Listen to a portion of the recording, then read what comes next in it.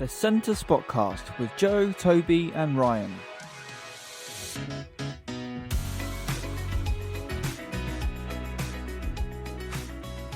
Hello everyone and welcome back to the Centre Spotcast, episode 7, and it is coming home, boys. It's coming home. We've got a new voice today, Terry. Welcome, mate. How are you? Thank you. Yeah, I'm good after last night, especially. Thanks. How you doing?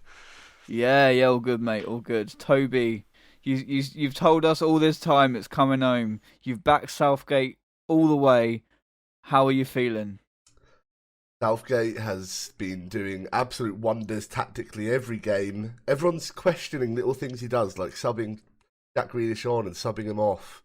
Yes, I don't like that, but it worked for the team, and it's for the good of the team. Southgate has been, almost like a second dad to me. I'm loving this. Let's hope it continues on Sunday, and we go out there and get another positive result. It has to. I'm so nervous for this. I was last night. I have been all of the games. I've been so nervous.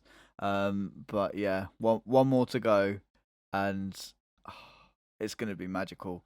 First of all, Terry, what was your initial thoughts on the lineup and how the team were playing? I was happy when I saw the lineup for this game. At the start of the tournament, I have to be honest, I was questioning the lineup a little bit. I was like, really, Sterling coming in, players like that. But through the tournament and what's happened, and I saw the lineup last night, I thought it was good. And it proved out to be the correct lineup anyway. But yeah, I was happy to see it. Don't change what isn't working, kind of thing.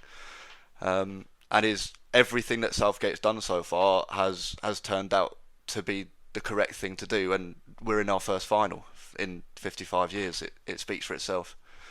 Yeah, exactly that. Toby, at what point, as Terry said, everything Southgate's doing is working. At what point should people stop this agenda against him and start trusting what he does? At what point should people stop? Well, to be fair, I thought people should have stopped by the time we got out of the group stage. But people carried on. And that's the problem. It's England negativity. There's a stigma around England, which is you're not an England fan if you're not being negative about them. And I don't like it because time and time again, this England team, this special squad, are proving everyone wrong. And it's not just about the squad, it's the fact that Gareth Southgate has instilled a certain level of belief and a certain level of togetherness in that squad. They just can't be stopped. They face every challenge as if they're the biggest players in the world, but none of them, except for Kane and Sterling, I would say, are household names that are like, wow, that person is like your Beckham, like your Rooney, like your Scholes, like your Lampard, like your Gerrard. So it really, really does amaze me. Southgate, a wonderful job. Yeah. I'll be honest. I was one of these people that didn't trust in Southgate, and I found him really negative. I thought he wasn't the right man for the job. I felt like England needed someone a lot more progressive. But I'm big enough to stand up and say I was wrong. And I think that needs to be normalised. I think people need to realise that they can stand up and say, yeah, okay, I was wrong about Southgate, and come to the other side and support the team. Because, first final in 55 years at Wembley Stadium in front of probably the best atmosphere I've ever seen. I can only imagine what it's like to be there. Yeah, it's absolutely crazy. Just going back to what he said after the Germany game as well. He says, if I pick this team and we lose, I'm dead. Should people be really resorting to that much abuse that an England manager has to come out and say that, Terry? Firstly, I think that Southgate just has the guts to pick the team that the media doesn't want. I think that's the big difference, and I think that's what he's saying there. The media quite normally for an England game expects certain players to be in a team and they don't expect other players to be in the team. And I think Southgate ignores all of that and picks who he wants. If I were to give you an example, someone like Calvin Phillips, Declan Rice playing for West Ham and Leeds, if you go back 5-6 years, would they have got in an England team? No. No. So in a way, he knows that the media would be out for him there if they lost the game, because it's such a strange pick in a way, despite the fact that they shouldn't be, because he should be able to pick whoever he wants and back those players, rather than, like he said, if he'd lost that game, everywhere would have gone absolutely nuts at that selection. Yeah, exactly. Toby, what are your thoughts on that? Yeah, totally agree with Terry there. Calvin Phillips has been the surprise package for me this tournament. I didn't think he'd start over Rice. Obviously, Henderson was injured, so you had that sort of thing. But I just thought maybe they'd stick with one defensive mid and then maybe play Mount to be sort of a box-to-box / attacking midfielder. So yeah, it really surprised me when he comes in and he started every game so far. I think he has. Yeah. So yeah, really, really impressed me. I like the fact that Gareth Southgate is not gonna, if the crowd are getting on him to sub someone on, he's not gonna do that. He knows what he wants to do and when he wants to do it. I thought last night, and particularly last night, he didn't sub anyone. Everyone was like, why is he not making subs? Denmark have made 5, he's not made any. But then he gets us to extra time, and then he starts making subs, and then we have even fresher legs than they possibly can, because they've been playing for 105 minutes or whatever by the time we score. So, for me, Gareth Southgate is football genius. He lives, breathes, and oozes football. All of that, and he oozes class as well.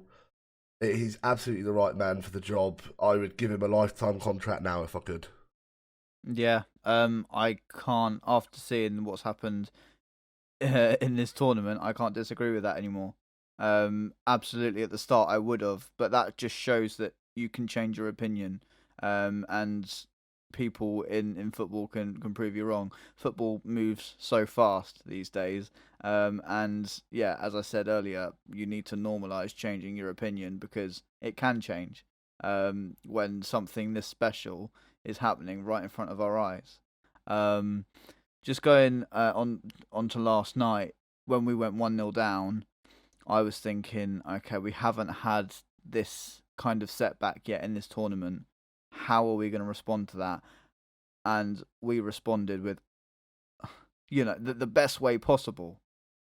Straight up the other end. What was it? Maybe 4 or 5 minutes? It was 9 minutes later. 9 minutes. It was all a blur yesterday. Apologise for that. But yeah, so 9 minutes later, equalise just before half time. Correct me if I'm wrong. 39 minutes it was. Yeah. The first goal was 30 minutes. So, 6 minutes before half time, probably one of the most perfect times to score. Go in with our heads held high. Come out really, really well battled in the second half. Around 70 minutes, I feel like Denmark would just drop in. And it was always going to be England that would prevail in any which way. Whether that be going to extra time, whether that be, finishing it in 90 minutes, had to go to extra time in the end. And we'll just touch on the penalty situation, guys, because it is rather controversial. Lots of opinions about it. I personally think it's a stonewall penalty. I've seen every single angle. Terry, did you think it was a penalty? Yes. I think you could argue that it was soft. You could, but it was still a penalty. We see these given every week. But the other thing about it was the ref gave the penalty, and as soon as it was given, that was never a clear and obvious error. So whatever you think, then it's a penalty. But I don't think it's a dive. I think there's contact there, and like I say, we watch the Premier League every week, and these get given, and they get given for less. I thought we deserved our luck, and I thought that we deserved that, and that's what you can say really. If it's given against you, you don't like it, and if it's given for you, it's a penalty. That's what I think. Yeah, exactly right. Toby, what was your initial reaction? Was you straight up on your feet claiming a penalty, or? um, I don't want to let the England bias shine through, so I've tried to go over this image in my head in just both plain kits and take England out of it. And for me, every day it's a penalty. I'm sorry. For me, again, Stonewall, yes, a penalty can be soft, but a soft penalty can also be a Stonewall penalty. The player on the right of Sterling, and I've watched this a lot, so I can tell you because it really winds me up when opposition fans are telling us that it's cheated or it's a match fixed scandal. So the player on the right of Sterling chucks his left leg in front of Sterling's right leg, which obviously makes contact with his knee. So Sterling starts bouncing off of him and going towards the left, where another Denmark player hip barges him off the ball, which I think he would have got to. That's a penalty for me. Even if you're going to go ahead and say that's not a penalty and England don't get it, we were going to score anyway, I think, by the end of that. And not only that, but 5 minutes later, I think just at the start or maybe just at the end of the first half of extra time or the start of the second half, Kane gets the ball on the edge of the box, jinks to the right and gets absolutely body checked where the player doesn't go for the ball at all. That should have been a penalty in my book. We should have won that game 3-1, but that wasn't given, so we move on. And I have to say I think it was a penalty. I think we deserved the win. Yeah, and people always slating England for cheating, decisions going against their team, decisions going for us. May I just mention Germany 2010, right? Diego Maradona, hand of God. Yeah, everything goes for England. It's crazy, and they're just out to slate us and to try and bog us down when we're living probably the best memories and the best moments of England's modern generation of football. So what I say to them is you can't destroy this feeling. You can't take it away. As we spoke last podcast, Toby, there's so many little things that are going on in our personal lives as well that are making this even more special. And I'm sure that's the same for everyone else in the country. Everyone's got their own story. You can't take this away from us. We're going all the way, and we're going to enjoy it.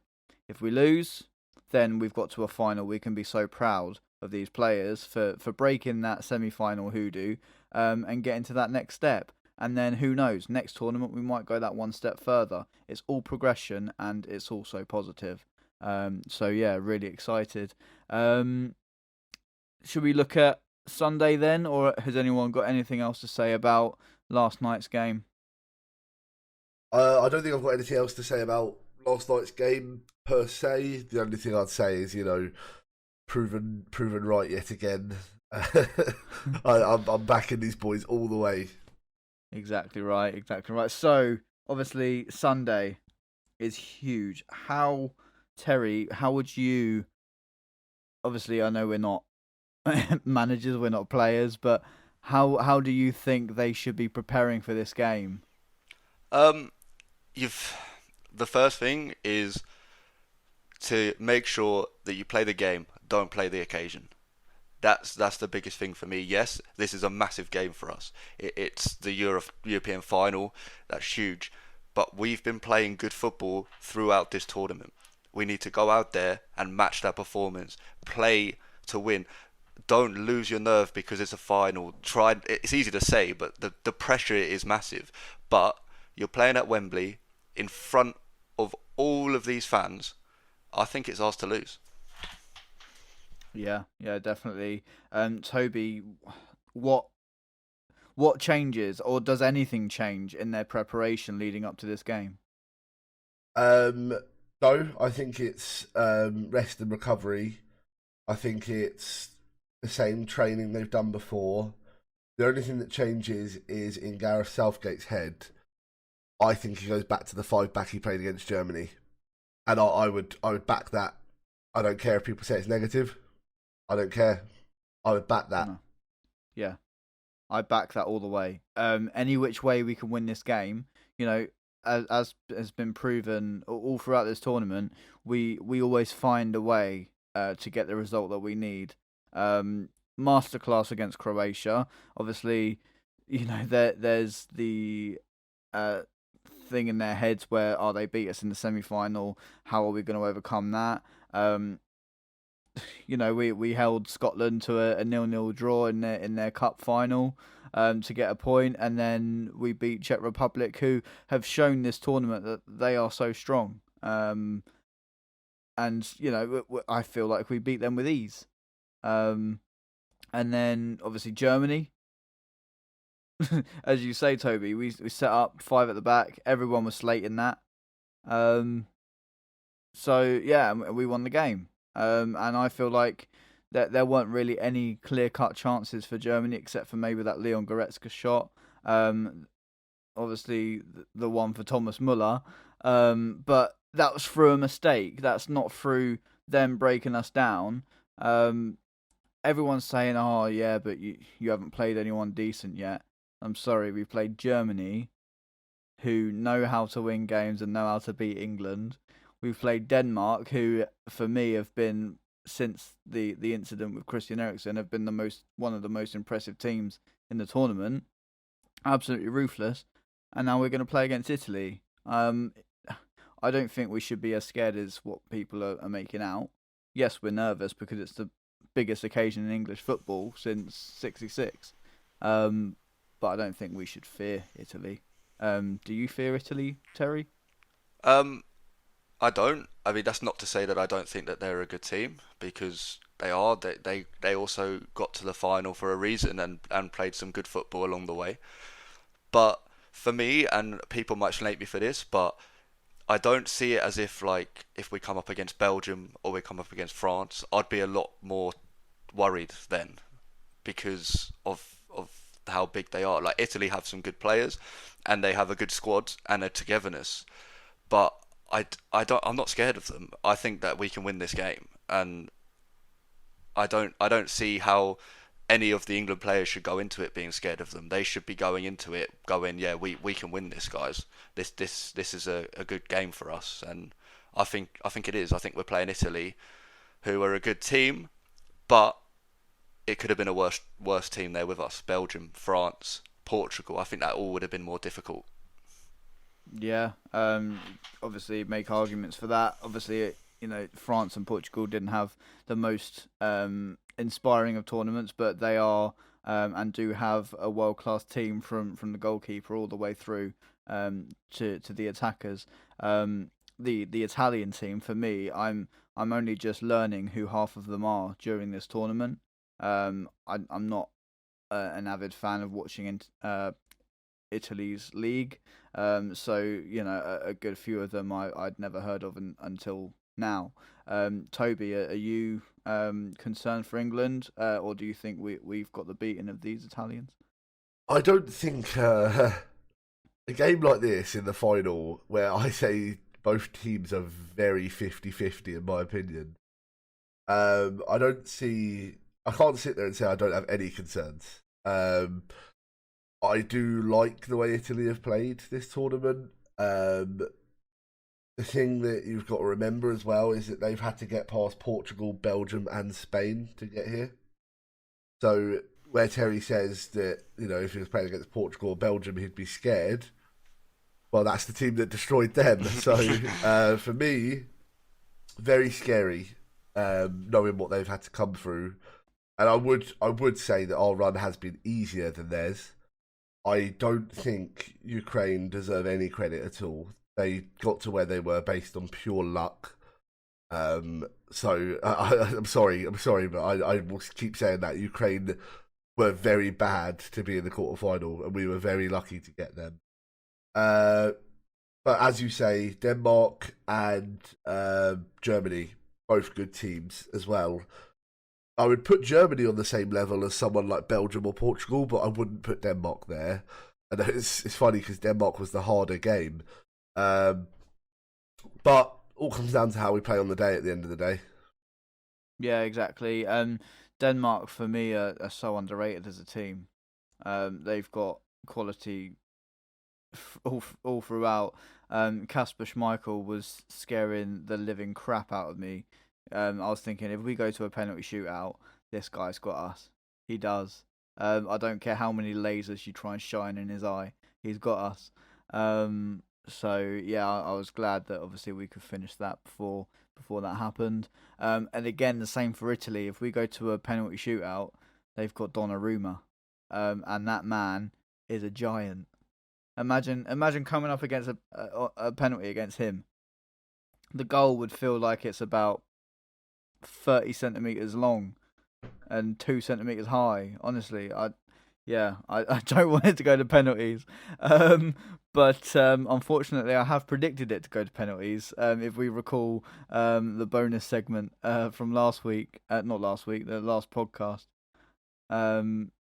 So yeah, I've got it down as 1-1. With England winning on penalties, hopefully. Toby, can you just refresh our memories of what you had predicted? Yeah, of course I can. So obviously I've been saying it every podcast. I've been trying to get the goosebumps and the hairs raised. England have set their own story. They've beaten Germany in a knockout game. They've beaten Scotland. They've topped the group while Scotland bottomed it. They've been going on and on and on. Keep winning, keep winning. They've won and they've got all the way to the final. I've painted that picture all the way through. And then I've painted the picture that we win it. 1-0 England. Come on. Raheem Sterling, gonna get the goal. Oh, and would that finish him top scorer? Or would that be joint? No, I think he would be one off, actually, because the goal last night was own goal, wasn't it? So he's only had 3. Okay, fair enough. I was too busy celebrating, to be honest. I didn't see that it come off the defender. But Terry, what are you thinking? A nice fresh prediction for our ears. Go on, tell us it's coming home. I think it's going to be a very tight game. I actually think that we're going to go 1-0 down again. And then I think we'll take it to extra time. I think it'll be 1-1, and then quite similar to last night. I think we'll nick the winner in extra time, and that we'll win 2-1, and it's coming home. Oh, that's what we like to hear. So pretty much a carbon copy of what happened last night. I'm not sure if my nerves could take it, to be honest. But we'll give it a go. And as well, Toby, but my wife is 3 days overdue now. No, 4 days overdue now. So there is every chance in the world that my daughter could be arriving at the same time England are playing in their first final in my lifetime. So yeah, you could probably say I'm quite nervous for the next few days. But hey, I wouldn't have it any other way, to be honest. It's been a crazy journey, and I hope these England players know just how much they're impacting everyone's life at the moment, and how much joy they're giving us, because everyone knows it's been a shit 18 months.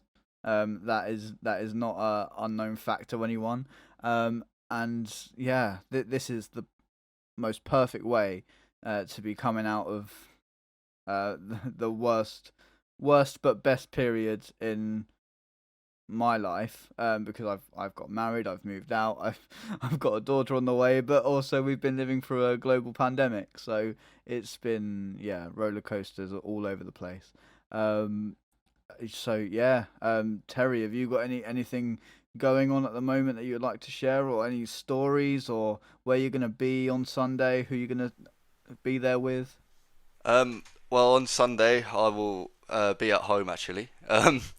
But I will have a lot of the boys round. I play football in Sunday League, so I will have a lot of the guys from there round. Will be here watching.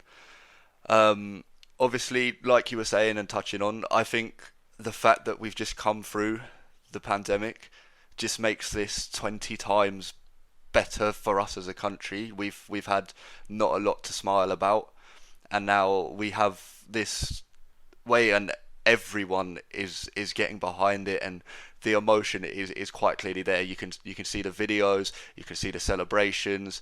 If you go onto social media, whatever, everyone's getting behind it, and everybody's going crazy. And after all of that, how would it be? Just it's come home. Like I think Yeah, it would mean the world to this country.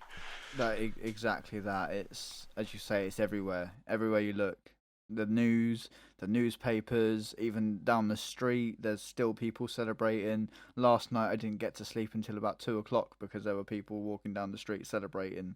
I wanted to go and join them.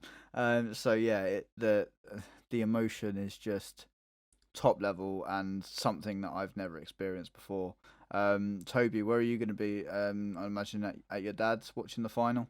Yes, yeah, it's the lucky charm, the lucky group that we've got going on. We're going to be at my dad's. We're going to watch the game as we have done. Everything is in exactly the same position. You know what I mean? Nothing's moved. You know, if we accidentally spilt a drink, we're not cleaning it up. It's staying there until the final. Nothing's changing.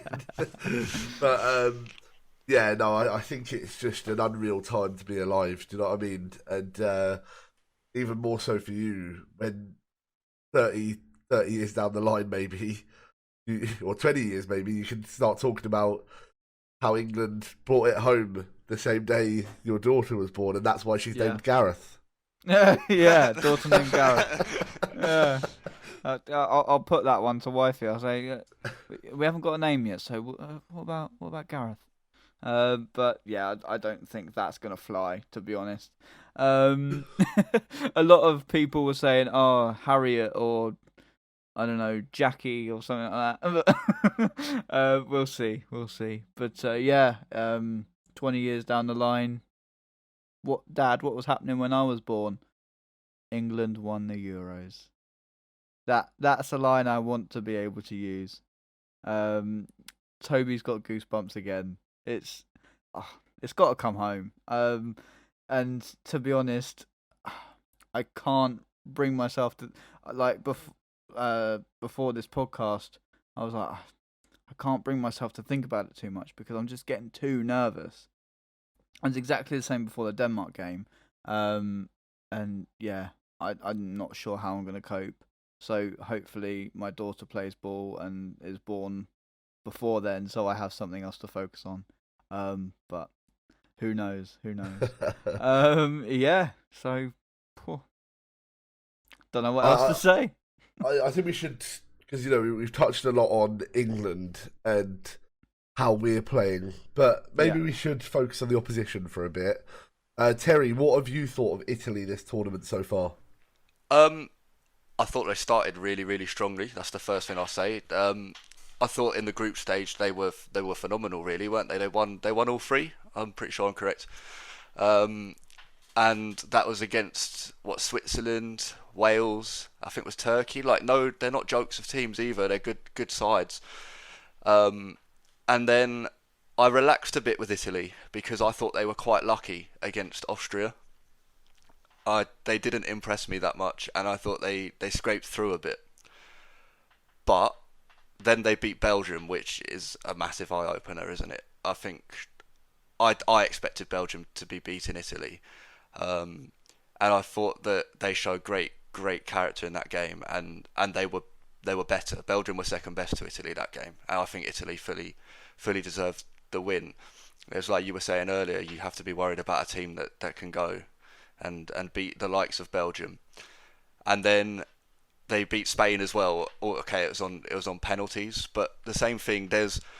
You can say about the togetherness of the England squad, like we all have been, and we've all been agreeing on that. But I think Italy have a very similar thing going on. I think if I asked one of you, like Toby, if I ask you who are the star players at Italy, I would say Barella, which I think I said before the tournament started to Joe. I don't think it was on the podcast, but definitely on the Twitter. I made Joe make a graphic about Barella because he's been mental. Honestly, all the way through the league season as well.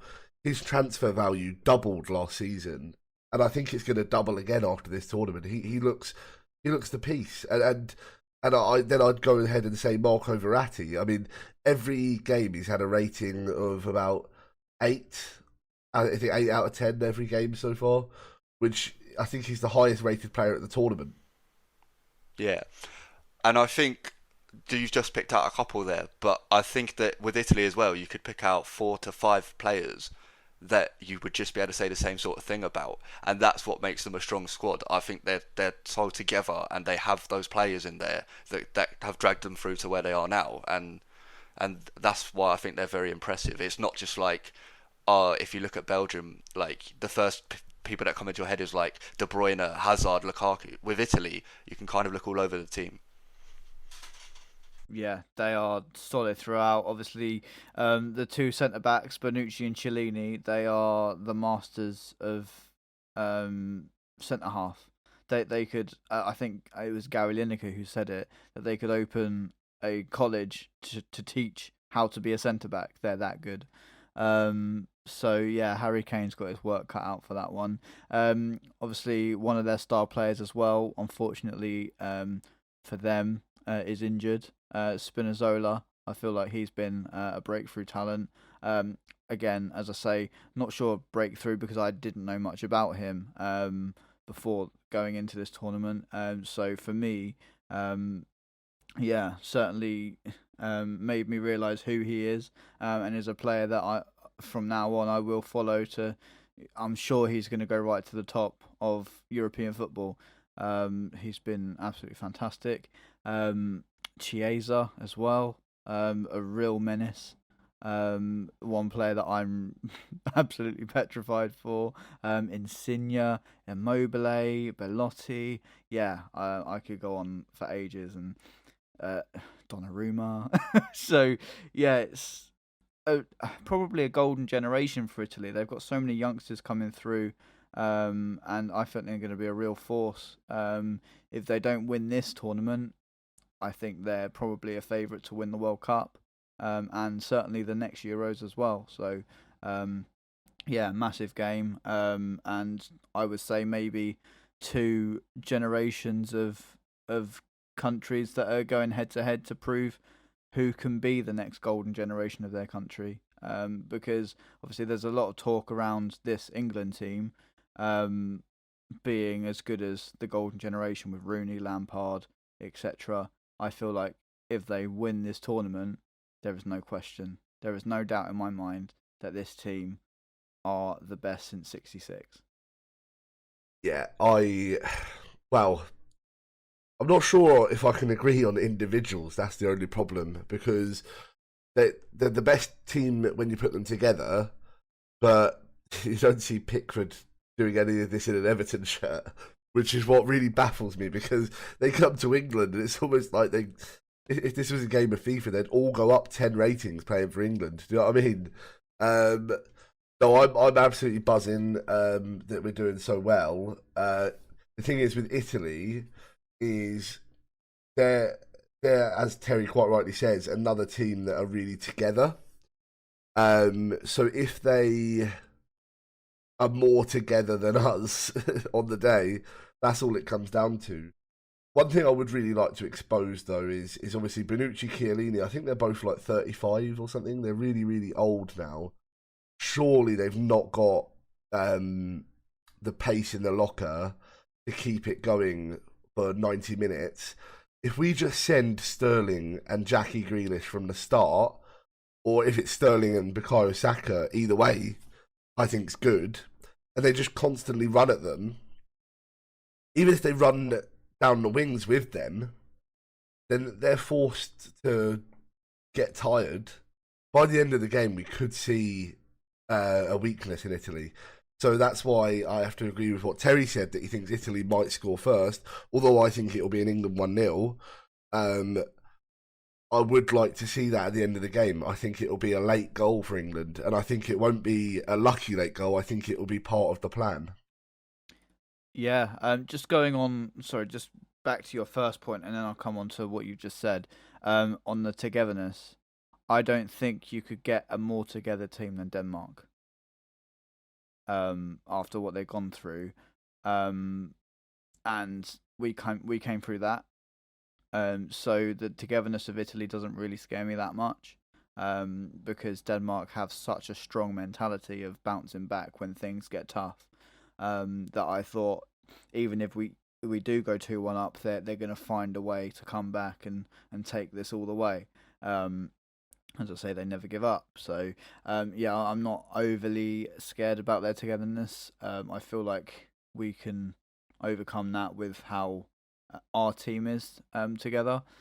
So yeah, but yeah, as you say, Bonucci and Chiellini, they are aging, and we've got players that can cause them all sorts of trouble.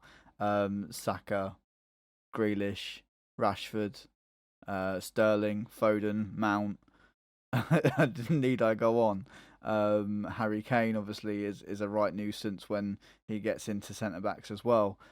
So yeah, there's plenty in Italy that we can exploit. I've seen obviously all their games this tournament. They have been impressive, but there are things that we can look at and say, right, okay, that's where we hurt them. I'm not sure Italy have that on us. Can you really, if you was an opposing fan, Terry or Toby, could you tell me where England's weakness is? Um, I mean, I would struggle to see it, maybe because I'm biased, but I feel like we're strong all over. If you asked me the same question before the tournament, I'd have said it's in the defence. I'd have said no, there'd be no worries to that. I said if I'm looking at England, I'd be looking to exploit their defenders. But they've proved me wrong. I think we've defended very well this tournament, and our attack kind of speaks for itself with who's there. And I'd be very scared if I was looking at an England team, especially as an Italy fan or an Italy player now. I would be scared looking at that England side, and I wouldn't know where the joy's going to come. I don't know. What do you think, Toby? Yeah, as an England fan, if I say, if you put it into four categories: goalkeeper, defence, midfielder, attackers, you don't look at one of those and say, "Oh, we're weak in that position." You don't at the moment. However, I think the place that I think we're weak at is when someone's running at us. Against Denmark last night, we had a few occasions where they were running at us and we were standing off them, standing off them, standing off them. And I was scared for my life every time. There always seemed to be a little bit of a hole in the defence when the ball was cleared by us into the midfield and then they came back at us. We'd always have like a little bit of a hole. And I think with a more quality player, Denmark could have exposed that. If Italy can get the same chances against us, I think they will expose that. I just think that that's why Gareth Southgate will go back to the five at the back, and then those holes won't be there. Yeah, can't disagree. I was scared for my life every time Dolberg was carrying the ball forward. Damsgaard looks petrifying. He had a couple of chances where he was cutting in and having a shot. For me, Pickford didn't look overly confident yesterday. Didn't really know where his head was. But then with Pickford, the thing is he can get himself a little bit too hyped up sometimes. That he just gets a bit distracted. Felt like for their goal, I said to my wife before Damsgaard even hit it, I said this is going in. I saw Pickford's eyes were everywhere. He wasn't prepared for that shot coming in. I know he saw it late, but for me, he should do better there. But you can't take away that it was a top strike. So yeah, if we can learn from last night, and plug the gaps, as you say, Toby, then I really feel like we've got a really solid chance of nullifying Italy. We've proven that we can nullify world class players. Why not do it again? Why can't we do it again? So yeah, really excited. One chance to make history. I just hope the boys take it. Yeah, I mean, I thought at the start of the tournament I had a look and there was a third place playoff match scheduled, but I'm having a look now and there's not. So I'm not sure where that's gone. But the other thing I would say as well is just to get your opinions on it. Who do you think would win out of Spain and Denmark if there was a third place playoff? Spain. I think that Spain would win at this point now as well. I think that Denmark were very much on their momentum, building on their own momentum to get to where they did. They played very well, but I think now that they've actually lost and they've gone out, I think Spain's class would show in that game. Yeah, But it's a bit boring, but I would say Spain as well. I thought we might have a surprise somewhere in there. I'll put it down to Ryan. I bet Ryan probably predicts a Denmark win for that one, which is good. Yeah, definitely. He always backs an underdog. There you go. He loves an underdog. Who doesn't? Clearly not us. As you say, Terry, I think Denmark were riding a wave of right. We're getting this far. Let's go again. Let's go again. Let's go again. Their heads dropped yesterday. You saw how distraught they were at the full-time whistle. If they play another game for a third-place medal, I don't think there's enough motivation in there to get that. If they got to a final, I would be looking at Denmark and saying, yeah, they've got a real chance because they rise to the occasion. But as they showed yesterday, the occasion was a little bit too much for them. They ran out of legs, and England had them on the back foot all the way through extra time, and probably half of the second half as well. The ending half of the second half. So, for me, it's all day. That would be Spain. I'm not sure why there isn't a third place playoff. It was concerning to me. I was like, no one was talking about it anywhere. And I don't see why it's not ending with a third or fourth place. The thing is, I think we've spoken about this on the podcast before. Maybe it was on the podcast, maybe it wasn't. But it was. I definitely looked, and there was one scheduled, but it's disappeared. Maybe I dreamt it. Due to COVID or God knows. I thought there was one as well. To be fair, Toby, I do remember seeing one, but you're right. It was scheduled for Saturday. I know that for a fact that I saw that before. But maybe it's a COVID issue, Yeah, might be something to look into, but if not, obviously that is not happening. We'll put Spain third. We've decided Spain are coming third, so I think they win on goal difference through the tournament anyway, don't they? I think so. 10 goals in two games. Yeah, crazy. Sunday. Enjoy it, guys. I didn't even get to this point. Honestly. What do we do now? Yeah. It's like, we're actually there. I said to Dad last night, we won the game, we were celebrating. We sat down on the sofa after we finished celebrating. It's like, well, what now? I'm not used to this. I mean, I don't even with Brighton, for example, you don't get to a cup final. We can't even get to playoff finals, mate. Yeah. Let alone cup finals. So it's like, what do we do now? It must feel good being a fan of like Chelsea, for example. You've just won the Champions League, and now your England team are in the final as well. It's like, how can you be living such a luxury life? Yeah, that's it, Toby. You talk about Chelsea whilst we've got an Arsenal fan on. That's good work. That's good. Who are Chelsea? Sorry, I don't know who that is. I'd prefer not to speak. Completely unknown territory for us to be in a major final for every England fan, but not for those who support the top clubs. We've got players in our team that have won the Champions League.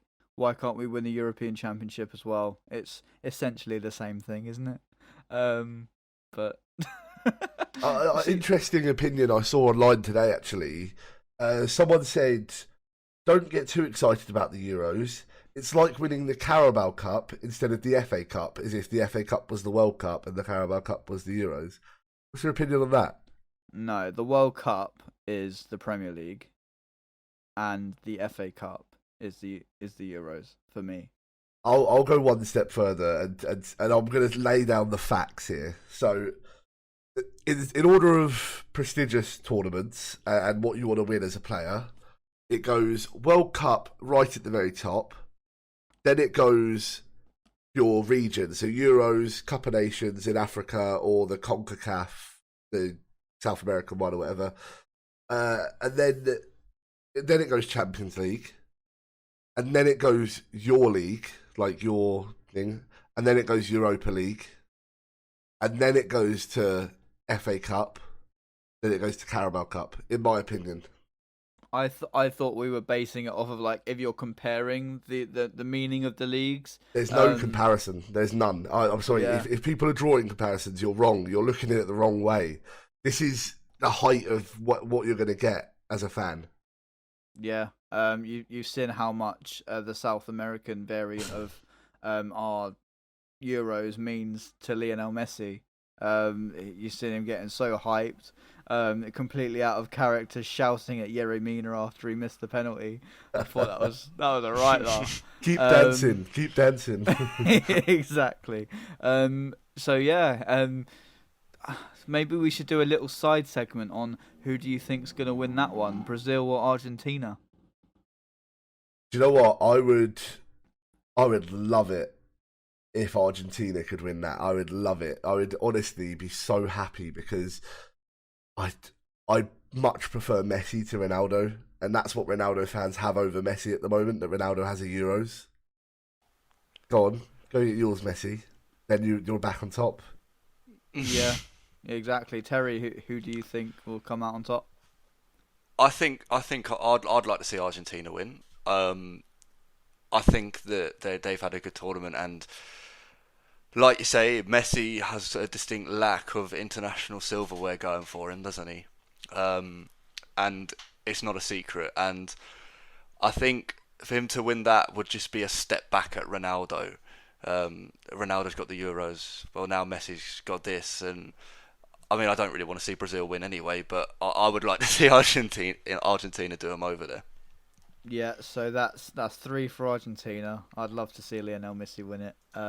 He's are we all Messi over Ronaldo, Terry? I am. Yeah, I am. Yeah, so that's it. All of us Messi over Ronaldo.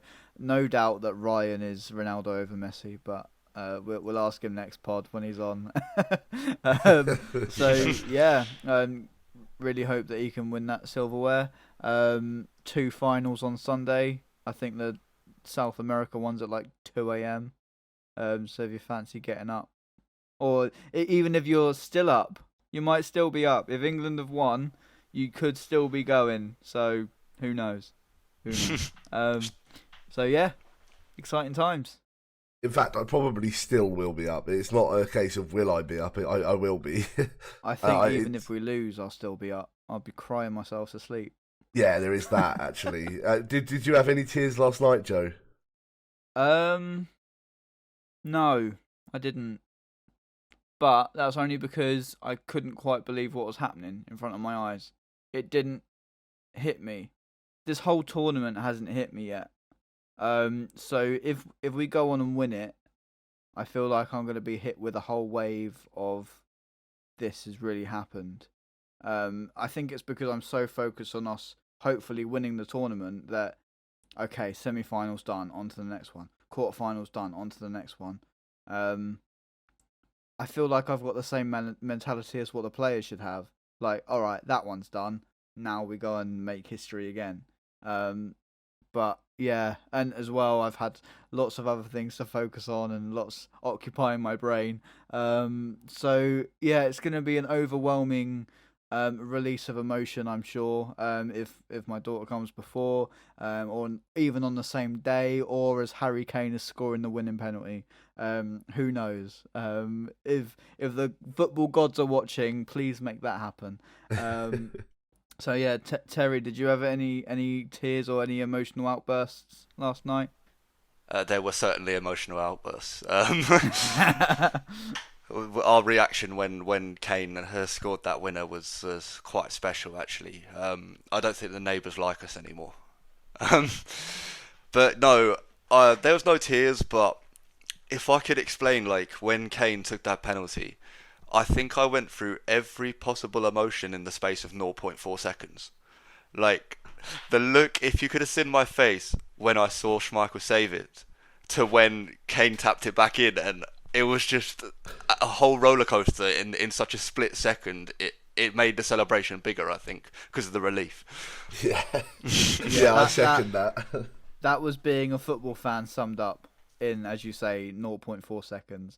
My wife was like pissing herself laughing at me because I was like getting myself ready for the penalty. I had a pillow in front of my face.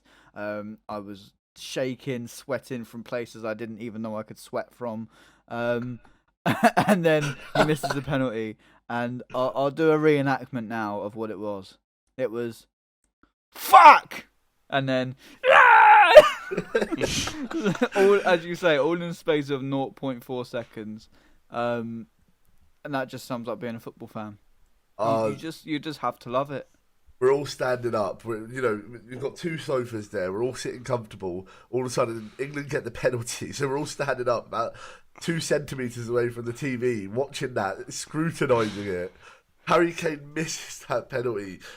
My whole family, and my dad's turned around like as he's missed it. But obviously, I've stayed looking at the telly, knowing that there's a possible deflection, and it's gone in, and all of a sudden, my dad's turned back around, and I've got him on my shoulder in the space of about 3 seconds. Oh, it's so epic. it's unbelievable scenes. Did you guys see Kieran Trippier's reaction to it? Oh, that's hilarious. He just had his back to it, and he's just watching the fans. I think that if you're a professional footballer on the side of the pitch as a substitute watching that, I feel like that's the only way. Watch the fans, see how they react, and then enjoy it. That's brilliant. I pray that there isn't a penalty that we have to endure on Sunday. If that is the way we have to win it, so be it. But yeah, my nerves can't take anymore. Imagine a penalty shootout. Oh, don't. I'll be hiding. That's what I've got predicted. I've got England to win on a penalty shootout. Why have I done it, Toby? What am I doing to myself? Yeah. Shout out my colleagues, by the way. They're not interested in football one bit, but because of me, they get a little bit interested. And both of them predicted a 2-1 England win last night. Fair play. I'm going to tell them to predict another one on Sunday. I'll tell you what. I wish I had my wife's calmness when it comes to football. She's not as interested as I am at all. She gets interested because I'm interested. But all throughout the game, she's like, "No, it's fine. We're gonna win. Don't worry.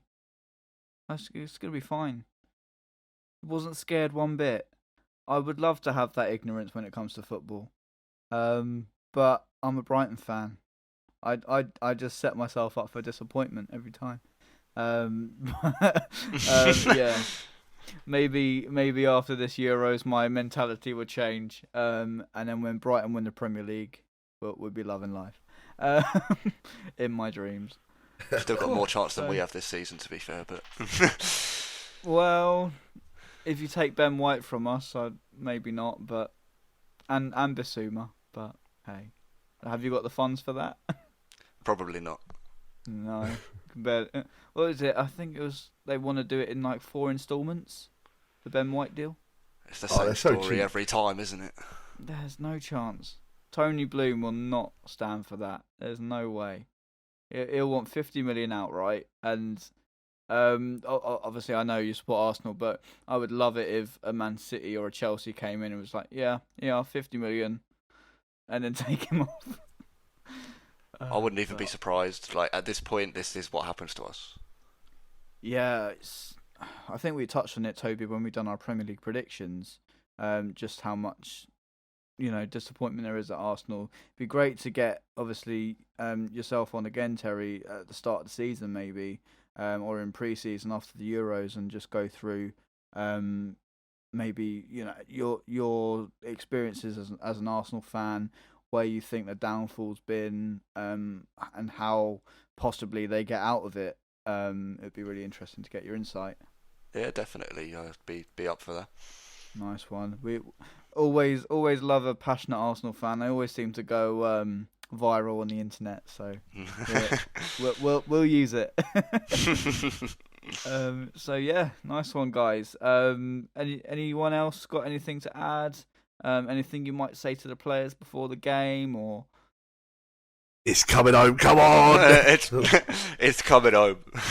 That's it. The magic 3 words. It's coming home. We'll be singing Sweet Caroline into the night, and everything's going to be magical and rosy. Italy won, England 0. So yeah, enjoy, guys. The Centre Spotcast with Joe, Toby, and Ryan.